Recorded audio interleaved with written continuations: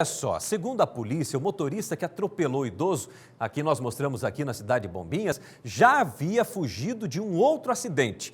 E para trazer mais informações sobre esse caso, a repórter Juliana Sene está na Barra do Rio, aqui em Itajaí, para nos trazer informações sobre o que acontece com um condutor que, num ato de irresponsabilidade, falta de atenção ou qualquer outra circunstância, atropela alguém e também se evade do local, foge sem prestar socorro para a vítima. São situações que estão se tornando comuns no trânsito da nossa região, né, Juliana? Boa tarde.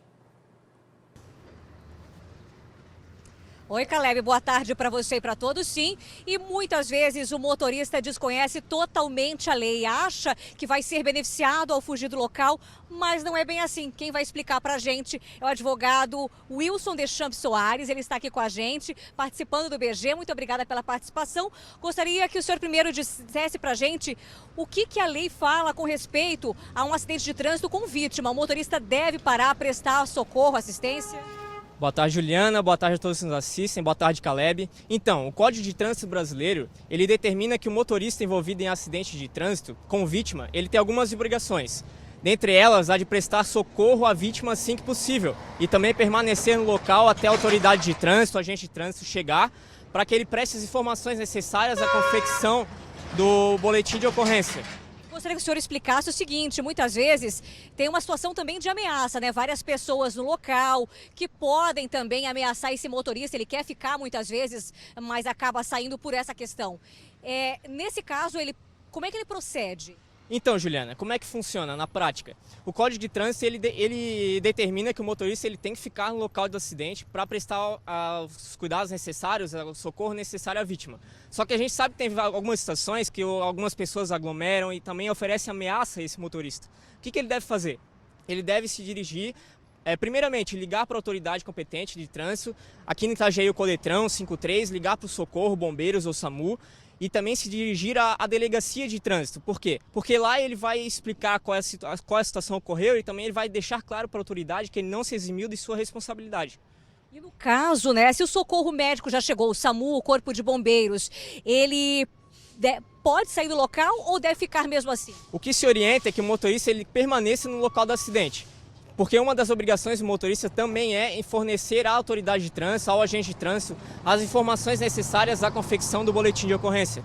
Uma dúvida que muitas pessoas têm é com relação a sair do local para fugir de uma situação de flagrante, né? Muitos motoristas se acham espertinhos e fazem isso, mas o que é que diz a lei? E outra coisa, a punição aumenta se fugir do local?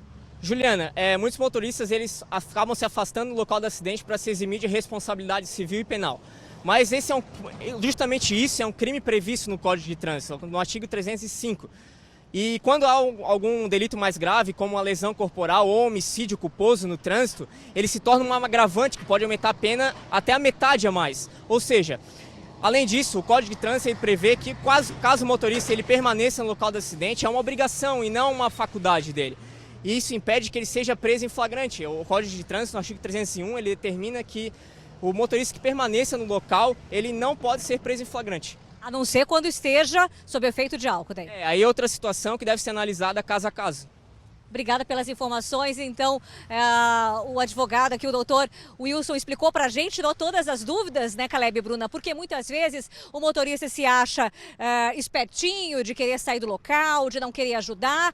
E daí ele é responsabilizado, aí tem que ter uma pena ainda muito maior do que ele poderia se ficasse no local. Porque acidente de trânsito, se ele for realmente um acidente, todos estamos aí aptos a acontecer alguma fatalidade dessa com a gente, né? Mas se a pessoa realmente age de má fé, aí a lei, ela acaba sendo mais dura. Voltamos com vocês aí no estúdio. É isso aí, interessante até lembrar, aproveitando a presença aqui da Juliana Sene ainda, se por acaso, né, o motorista provocou um acidente, Juliana, perguntar isso para o especialista aí, né, o Dr. Deschamps. Se por acaso o motorista provocou um acidente, também se feriu no acidente, mesmo ferido, ele tem que permanecer ou ele pode, se tiver condições, ir até o hospital? Porque é isso que rege a nossa legislação de trânsito num debate e numa votação, né, no Supremo Tribunal Federal. Qual a opinião e também o posicionamento por parte do especialista? Doutor, o Caleb está perguntando um questionamento bastante interessante, né? Se o motorista que causou esse acidente também está ferido, ele pode sair do local, porque esse é um debate que hoje está sendo questionado, né? Ou ele deve ser atendido no local, pode ser prejudicado se, por exemplo, não ficar ali dando assistência como deveria?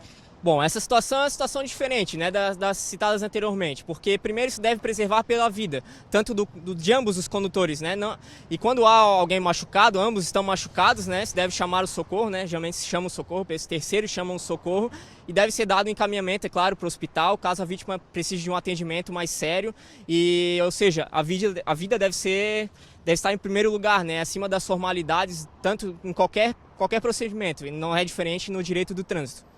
Muito obrigada pelas informações, né, Caleb? Então, ficou aí também respondida a sua pergunta, mas interessante também explicar para as pessoas que isso não impede de, mesmo machucado, o motorista acione os órgãos de segurança, né? Porque ele não pode também não se comprometer diante desse acidente, né? Exatamente. Muito obrigado, então, Juliana Ceni, trazendo as informações do trânsito, que são importantíssimas para gerar para você esclarecimento dos fatos e também das nossas responsabilidades como cidadão.